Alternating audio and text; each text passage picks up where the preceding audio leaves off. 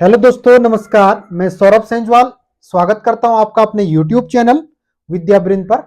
साथियों, हम पढ़ रहे थे शब्द, और मैंने शब्द में आपको उत्पत्ति के आधार पर शब्द के प्रकार बताए थे, जिसमें मैंने आपको महत्वपूर्ण तत्सम, तद्भव, देशज और विदेशज शब्द जो उत्पत्ति के आधार पर थे वो मैं पढ़ा चुका हूं। तो साथियों, इस टॉपिक को आगे बढ़ाते हुए आज का हमारा जो शब्द का भेद है, मैंने बोला था कि शब्द तीन प्रकार के होते हैं। एक उत्पत्ति के आधार पर, एक प्रयोग के आधार पर, एक रचना के आधार पर। ये मैं आज आपको पढ़ाऊंगा प्रयोग के आधार पर और उत्पत्ति के आधार पर, सॉरी, प्रयोग के आधार और रचना के आधार पर शब्द के भेद। तो साथियों, आज का टॉपिक होगा हमारा प्रयोग के आधार पर शब्द के भेद। तो देख लीजिए, प्रयोग के आधार पर शब्द दो प्रकार के होते हैं। एक विकारी शब्द होते हैं, एक अविकारी शब्द होते हैं। मैं आज पढ़ाऊंगा आपको विकारी शब्द और अविकारी शब्द। लिख लीजिए पहले प्रयोग के आधार पर शब्द, यहां पे लिखें। एक होता है विकारी शब्द, विकारी शब्द, और दूसरा होता है अविकारी शब्द, अविकारी शब्द।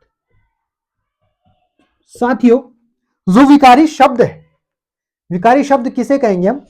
वे शब्द जिनमें हम क्या लिंग, वचन और कारक, लिंग, वचन, कारक के आधार पर परिवर्तन होता है। जिसमें क्या होता है, जिसमें विकारी शब्द किसे कहेंगे हम? जिसमें, जिन शब्दों में, ऐसा लिखो, जिन शब्दों में, ऐसा लिख सकते हैं, जिन शब्दों में लिंग, वचन, कारक, लिंग, वचन, कारक के आधार पर, लिंग, वचन, कारक के आधार पर परिवर्तन। जिन शब्दों में लिंग, वचन, कारक के आधार पर परिवर्तन होता है, या उसमें कुछ क्या होता है, उसका परिवर्तित रूप हो जाता है, उन्हें क्या कहेंगे हम? उन्हें कहते हैं विकारी शब्द। जो लिंग, वचन, कारक के आधार पर परिवर्तन होता है वो कौन कौन से? जैसे है, वो है कौन कौन से? संज्ञा, संज्ञा, सर्वनाम, संज्ञा, सर्वनाम, क्रिया और विशेषण। तो साथियों, इसको मैं ज्यादा डीप नहीं पढ़ाऊंगा, क्योंकि मैं आपको आज शब्द के बारे में पढ़ा रहा हूं। जो मैंने आपको उत्पत्ति के आधार पढ़ा दिया, आज पढ़ा रहा हूं मैं प्रयोग के आधार पर। अगर मैं इसको आपको क्या कराऊंगा, इसका अलग चैप्टर होगा, इसको अलग चैप्टर में पढ़ाऊंगा और इसको अलग पढ़ाऊंगा, और विशेषण को अलग चैप्टर में पढ़ाऊंगा। संज्ञा सभी को पता है। ये बोला कि लिंग, वचन, जैसे मैं संज्ञा की बात कर रहा हूं, जैसे किसी वस्तु, विशेष स्थान के नाम को क्या कहते हैं हम? संज्ञा कहते हैं। तो जैसे मैं बोल रहा हूं कि लिंग के आधार पर कैसे परिवर्तन हो सकता है, जैसे मैं बोल रहा हूं लड़का, और इसमें परिवर्तन कैसे करेंगे हम? लड़की। हो रहा है ना? तो इसमें क्या होता है, विकारी शब्द में लिंग, वचन, कारक के आधार पर क्या हो रहा है, वो विभक्त कर सकते हैं। वचन, एक वचन और बहुवचन। जैसे मैं बोल रहा हूं एक वचन और बहुवचन, देख लो। एक वचन में जैसे लड़का, लड़का हो गया एक वचन, मतलब एक ही लड़के की बात हो रही है यहां पे। अगर मैं लड़कों बोल रहा हूं, लड़कों, तो लड़कों मतलब ये हो गया बहुवचन। और हिंदी में कितने होते हैं? एक वचन और बहुवचन, दो ही वचन होते हैं, और संस्कृत में तीन वचन होते हैं। हो गया? तो मैंने बताया था आपको कि लड़कों, ये क्या हो जाएगा? बहुवचन। तो यहां पर क्या हो रहा है, वचन के आधार पर कहीं ना कहीं क्या हो रहा है, परिवर्तन हो रहा है। तो इसे क्या कहेंगे हम? उसे कहेंगे हम विकारी शब्द। और सर्वनाम आपको पता होगा कि वे शब्द जिसका प्रयोग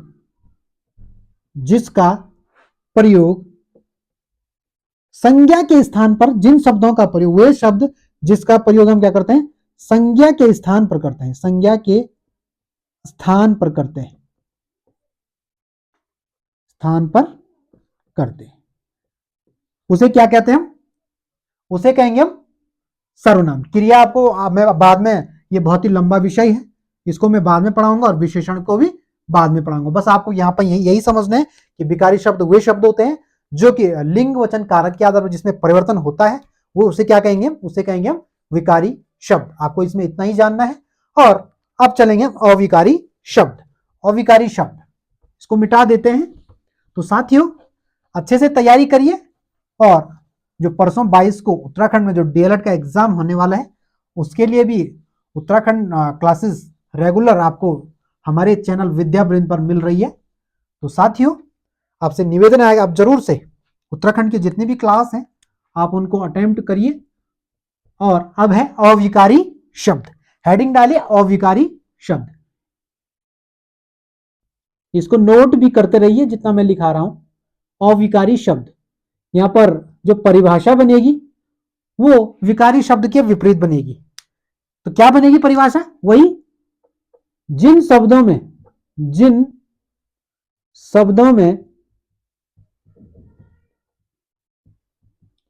लिंग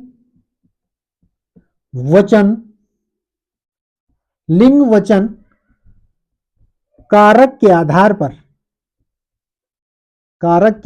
पर जिन शब्दों में लिंग वचन कारक के आधार पर परिवर्तन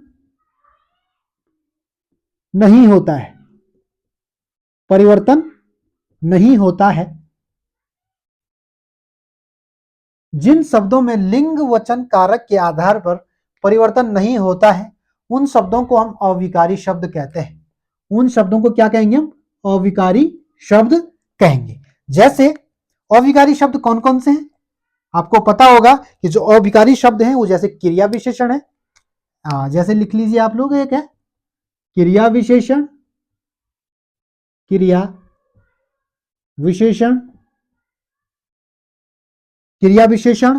और संबंध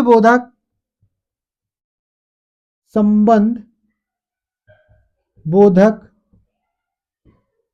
क्रिया विशेषण, संबंध बोधक और विस्मयादि बोधक। संबंध बोधक के बाद तीसरा आएगा विस्मयादि बोधक। तो इन शब्दों में क्या नहीं होता है? इन शब्दों में लिंग वचन कारक के आधार पर क्या नहीं कर सकते, हम विभेद नहीं कर सकते हैं। तो चौथा हो जाएगा समुच्चय बोधक। और ये सब अलग अलग चैप्टर हैं, इनको मैं चैप्टर वाइज आपको पढ़ाऊंगा। तो आपको इनको आप बस इतना याद रखिए कि प्रयोग, कभी भी कभार पूछ देता है क्वेश्चन कि प्रयोग के आधार पर शब्द कितने प्रकार के होते हैं, वहीं पर आदमी कंफ्यूज हो जाता है। क्यों कंफ्यूज हो जाता है?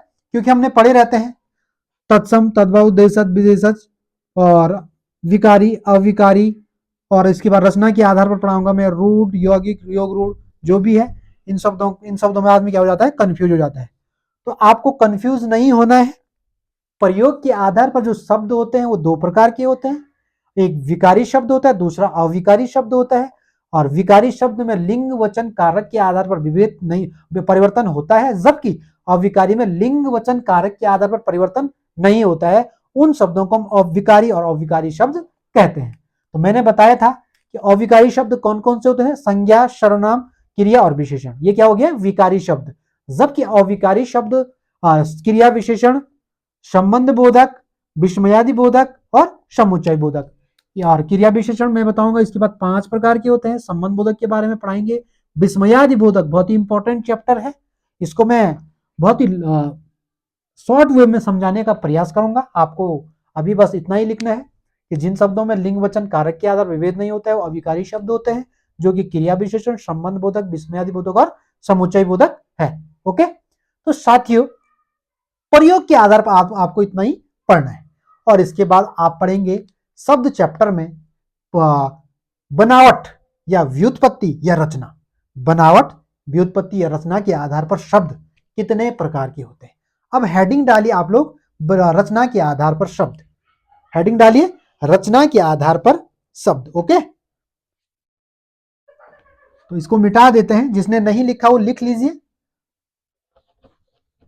ओके, तो साथियों इन चैप्टरों के बाद जितने भी चैप्टर आएंगे आप जरूर से एक नोट्स बनाने का प्रयास करिए, जिससे कि आपको भविष्य में कोई सा भी एग्जाम हो आप उन नोट्स से अपना कॉन्सेप्ट कंप्लीट कर सकते हैं। अब लिख लीजिए आप लोग, रचना तीसरा, शब्द का तीसरा भेद। पहले उत्पत्ति के आधार पर, प्रयोग के आधार पर, और अब रचना के आधार पर। तीसरा क्या है? रचना, कहीं कहीं लिखा रहता है व्युत्पत्ति, व्युत्पत्ति, और कहीं कहीं लिखा रहता है बनावट, बनावट। रचना, व्युत्पत्ति, बनावट क्या के आधार पर, के आधार पर शब्द। रचना, व्युत्पत्ति, बनावट के आधार पर शब्द। साथियों, रचना या इसको कहते हैं व्युत्पत्ति भी इसी को कहते हैं, रचना भी इसको कहते हैं, व्युत्पत्ति भी इसको कहते हैं, बनावट भी एक ही है। हो गया?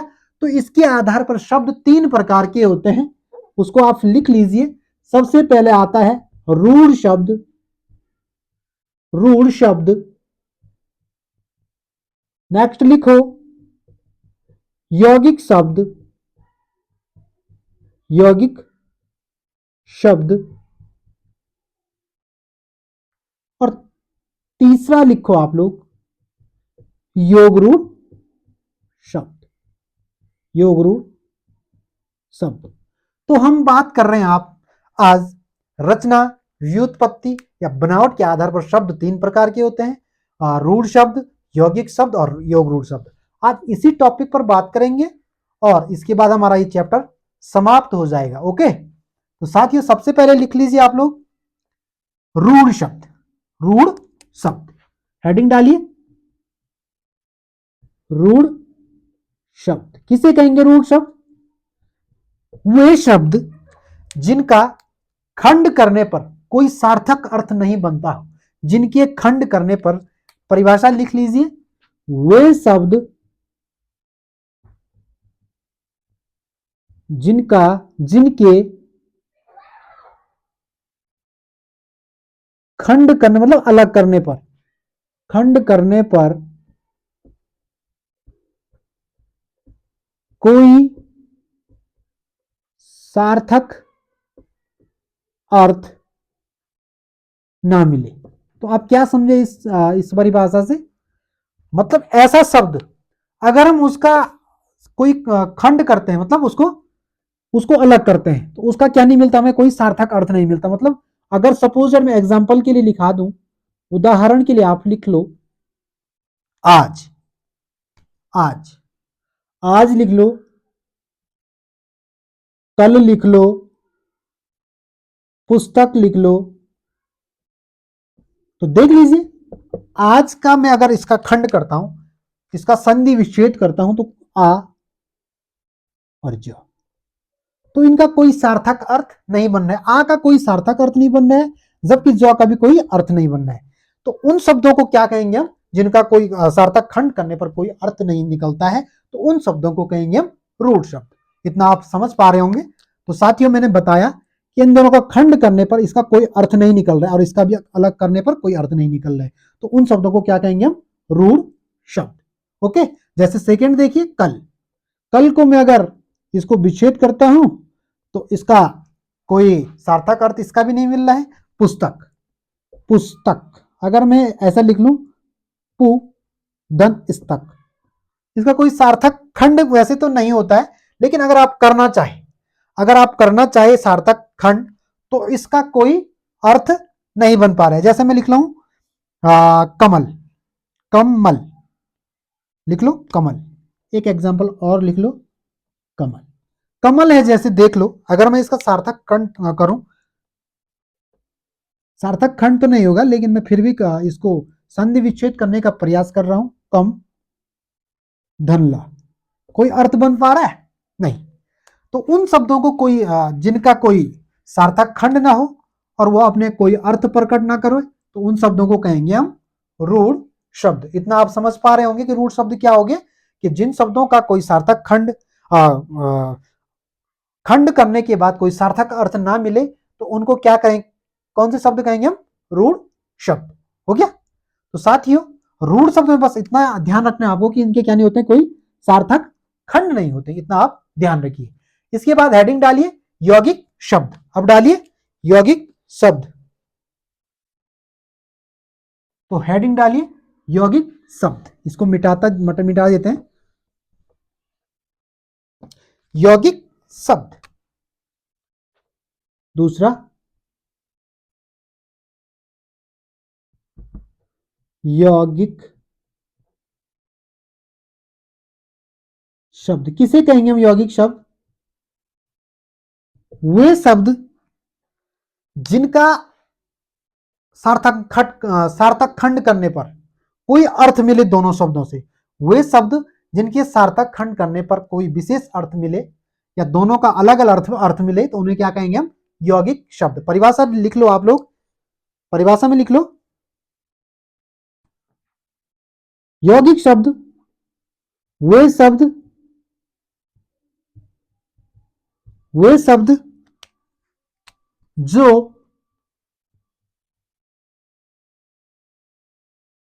दो सार्थक खंड से मिलकर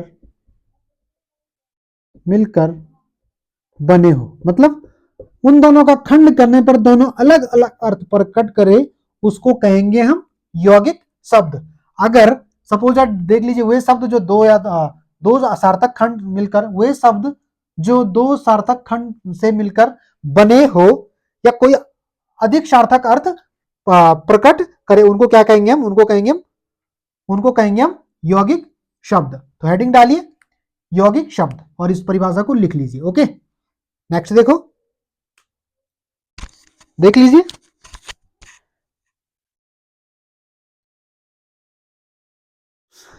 एग्जाम्पल लिखा ले।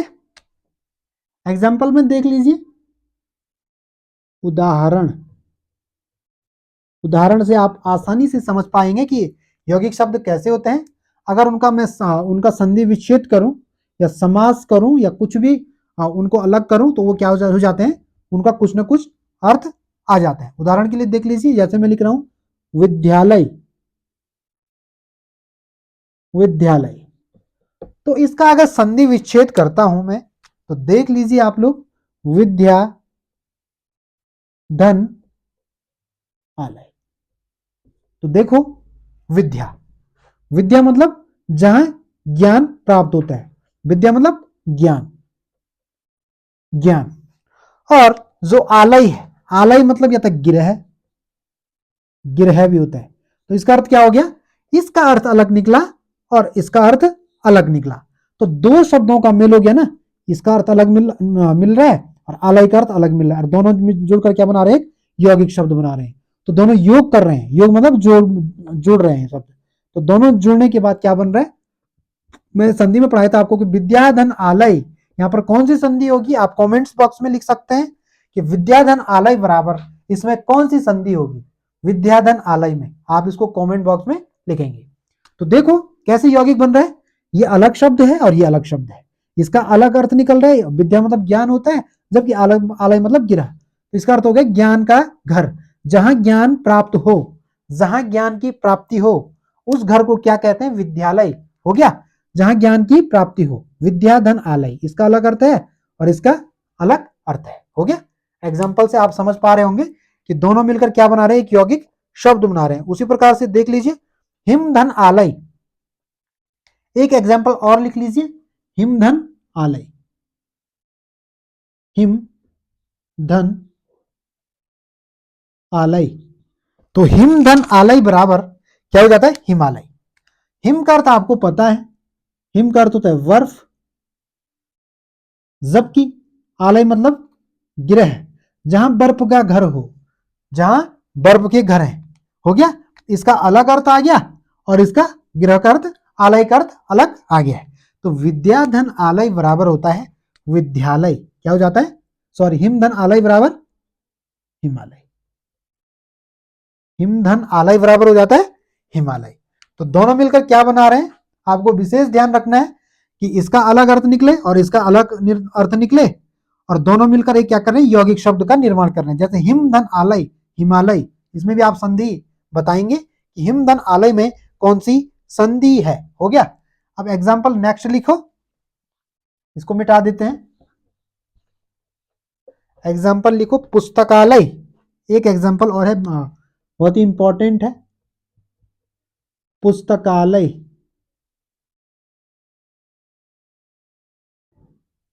पुस्तकालय तो कैसे तोड़ूंगा मैं इसको, देख लीजिए आप लोग कैसे यौगिक बन रहा है। तो इसका यौगिक ऐसे बनता है, पुस्तक धन आलय। पुस्तक धन आलय। पुस्तक मतलब किताब, किताब, और आलय मतलब जहां पुस्तक रखी जाती हैं, गृह। हो गया। तो इसका अलग अर्थ निकला और इसका अलग अर्थ निकला, तो दोनों मिलकर एक यौगिक शब्द का निर्माण कर रहे हैं। पुस्तक धन आलय बराबर क्या हो जाएगा, पुस्तकालय। बहुत ही सिंपल है यौगिक शब्द। यौगिक शब्द और रूढ़ शब्द समझ पा रहे होंगे आप, रूढ़ शब्द कैसे होते हैं वो मैं बता चुका हूं आपको। और इसके बाद हम करने वाले हैं योग रूढ़ शब्द। एक दो एग्जाम्पल और लिखा लूं, एक दो और लिखा देते हैं। एक और है, ये आप करेंगे कमेंट बॉक्स में लिखेंगे कि इसका जो यौगिक, इसका संधि विच्छेद करेंगे आप। हाँ, 1 मिनट, ये आपके लिए गृह कार्य है, होमवर्क हो गया। ये कि आपके लिए होमवर्क है, आप इसको लिख लें। अनु धन शासन। अनुधन शासन का आप संधि विच्छेद बताएंगे मुझे कमेंट बॉक्स में, और इसके बाद आप इसको कर सकते हैं। हो गया। नेक्स्ट देखो, अब होगा योग रूढ़ शब्द। नेक्स्ट है योग रूढ़ शब्द। हेडिंग डालिए सभी लोग, योग रूढ़ शब्द। किसे कहेंगे योग रूढ़ शब्द हम, देख लो आप लोग।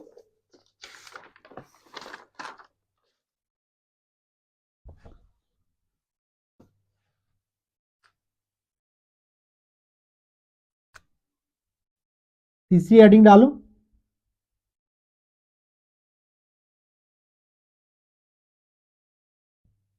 योग रूढ़ शब्द।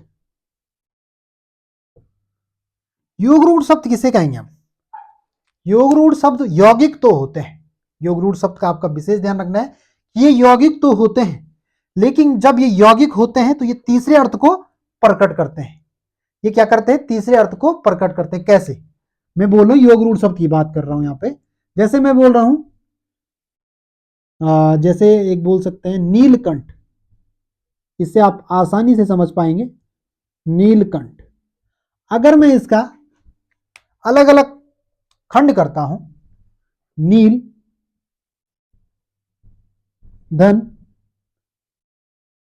कंठ, नील धन कंठ, तो साफ अर्थ प्रकट हो रहा है कि नील मतलब नीला, नील मतलब नीला, और कंठ का अर्थ होता है गला, ये गला।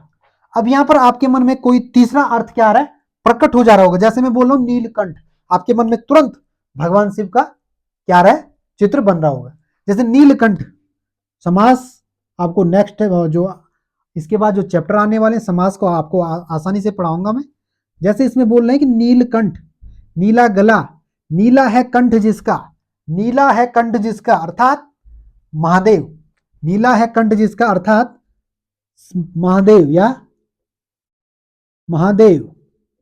ये तीसरा अर्थ प्रकट हो गया। क्या हो गया, अपने अर्थ को न प्रकट करके तीसरे अर्थ को, तीसरा अर्थ, तीसरा अर्थ प्रकट कर रहे हैं। क्या हो रहा है कि जैसे नीलकंठ है, अगर इसका मैं संधि विच्छेद करता हूं नील धन कंठ, इसका अलग अर्थ तो है, इसका भी अलग अर्थ है, लेकिन जब ये दोनों एक मिल रहे हैं तो नीलकंठ, तो हमारे मन में एक चित्र बन रहा है महादेव का। नीला है कंठ जिसका अर्थात महादेव। हो गया।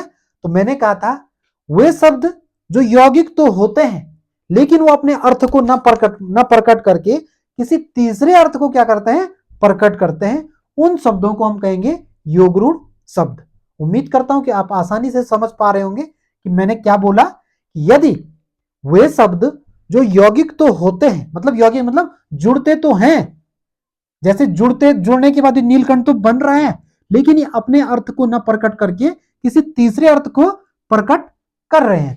हो गया। तो उसे क्या कहेंगे, उसे कहेंगे हम योग रूढ़ शब्द। इसमें और एग्जाम्पल हैं, उनको भी मैं आप लोग को लिखा देता हूं। जैसे नीलकंठ, पहले परिभाषा लिख लो, आप परिभाषा लिख के आप आसानी से समझ पाएंगे।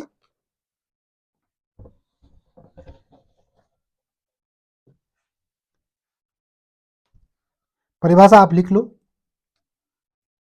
वे शब्द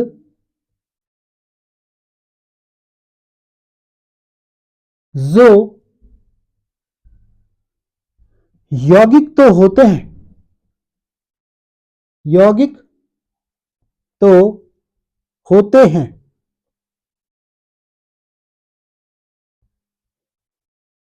परंतु वह अपने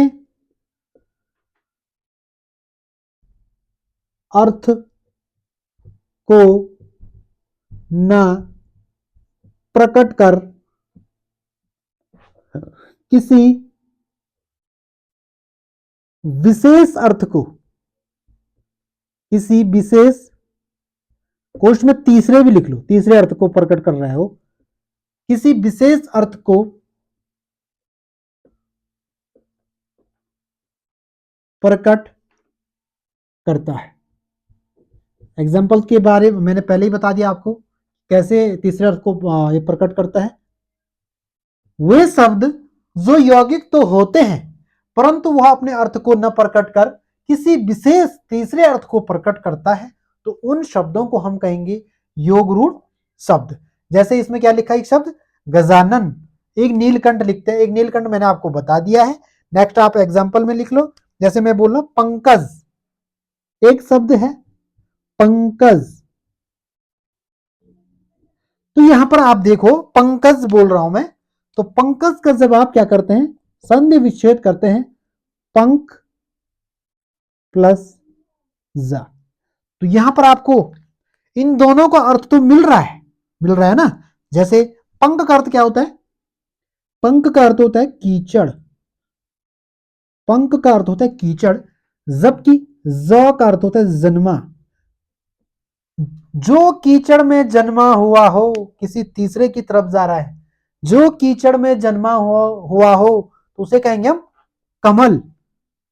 कीचड़ में कौन जन्म लेता है, कीचड़ में लेता है कमल। तो ये क्या हो गया, किसी तीसरे विशेष अर्थ को क्या कर रहा है, प्रकट कर रहा है, किसी तीसरे विशेष अर्थ को प्रकट कर रहा है। नेक्स्ट एग्जांपल लिख लो दशानन, एक एग्जांपल और लिख लो दसानन, दसानन।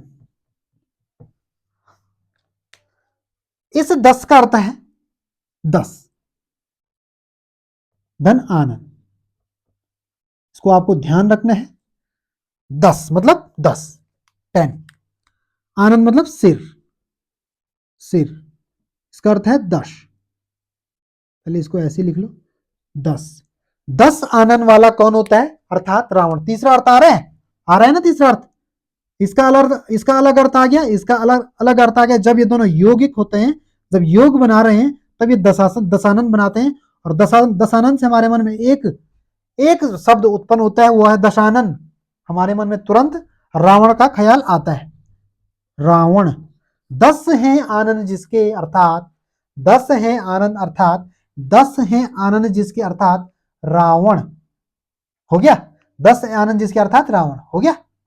समास में मैं इसको अच्छे से आपको समझाऊंगा, जिसमें आपको द्विगु समास और बहुब्रीहि समास के बारे में, समास के बारे में आपको पढ़ाऊंगा। और आज का हमारा टॉपिक है, लास्ट टॉपिक है हमारे आज शब्द में, और उसके बाद हम नया चैप्टर कल से शुरू करेंगे। और कुछ एग्जाम्पल और हैं, एग्जाम्पल लिखा लेते हैं, आप एग्जाम्पल बेसिस आसानी से समझ पा रहे होंगे। एक और लिख लीजिए, जैसे है एक लिखो, लास्ट लिखो इसको, एक एग्जाम्पल और लिख लो। जैसे कहते हैं लंबोदर, लंबोदर, बताओ कौन सी संधि है इसमें। जब मैं इसकी संधि विच्छेद करूंगा तो आपको इसकी संधि विच्छेद बतानी है। लंबा धन उदर, लंबा धन उदर, मैंने बताया था, गुण संधि बताई थी आपको, यदि आ के बाद बताया था ना, आ धन उ बराबर क्या बनाएगा, ओ। बना ना, लंबा धन उदर, लंबोदर गुण संधि हो गया। तो क्या बोल रहे हैं, लंबोदर, लंबा है उदर जिसका, लंबा है उदर जिसका, किसका पेट होता है लंबा मोटा। तो आपके मन में एक ख्याल आता है कि लंबा उदर या मोटे पेट वाला होता है गणेश जी, किसी तीसरे अर्थ को प्रकट कर रहा है। तो वे शब्द जो यौगिक तो होते हैं बल्कि अपने विशेष अर्थ को प्रकट न कर किसी तीसरे अर्थ को प्रकट करता है, उसे कहेंगे हम योगरूढ़ शब्द। तो ये क्या है, एक योगरूढ़ शब्द, यौगिक होने के बाद भी यह तीसरे अर्थ को प्रकट करता है, तो इसीलिए इसको क्या कहेंगे हम, योगरूढ़ शब्द। हो गया। योगरूढ़ शब्द क्या होते हैं आपको पता होगा, जितने भी आपने देखा होगा समास में, आप अगर बहुब्रीहि समास पढ़ते हैं तो आप जरूर बहुब्रीहि समास में इसको जानेंगे जब समास वाला चैप्टर शुरू होगा। तो साथियों, आज के टॉपिक में जो शब्द वाला टॉपिक हमारा, शब्द के भेद मैंने आपको पढ़ाए, उत्पत्ति के आधार पर, प्रयोग के आधार पर और रचना के आधार पर आज शब्द कंप्लीट हो चुके हैं। उम्मीद करता हूं कि आपको टॉपिक आसानी से समझ आया होगा। तो साथियों, इस टॉपिक में बस इतना ही है, मिलते हैं कल की क्लास में। तो आपसे एक रिक्वेस्ट है, रोज ही रिक्वेस्ट कर रहा हूं आपसे, उम्मीद है कि आप इस रिक्वेस्ट को जरूर से एक्सेप्ट करेंगे और अपने दोस्तों के साथ जो हमारा चैनल है, हमारी जो क्लासेस हैं उनको जरूर से शेयर करेंगे। और साथियों, आज की जो क्लास है बस इतनी ही है, मिलते हैं कल की क्लास में, तब तक के लिए बहुत बहुत धन्यवाद।